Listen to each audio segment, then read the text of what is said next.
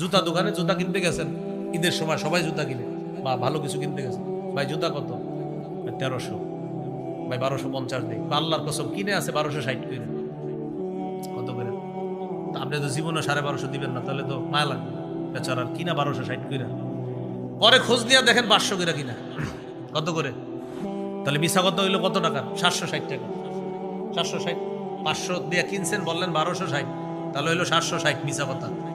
এই যে 760 মিশা কথা বললেন, বুখারীর হাদিসে আছে কিয়ামতের ময়দানে 5 জন দাগী আসামির একজন হবে যে মিথ্যা শপথ করে মানুষের কাছে পণ্য বিক্রি করে। 5 জন দাগী আসামির একজন যে মিথ্যা কথা বলে পণ্য বিক্রি করে। আল্লাহ আমাদেরকে হেফাজত করে। তাহলে 3 নাম্বার মিথ্যা বর্জন করা। 4 নাম্বার গীবত বর্জন করা। গীবতের ব্যাপারে আমি আপনাদেরকে একটা বাংলা বলতে চাই, যদি কেউ পারেন বাংলাটা লেমনিটিং করে ঘরে টানায় রাখবেন। বলেন, গীবত হলো আমল ধ্বংসের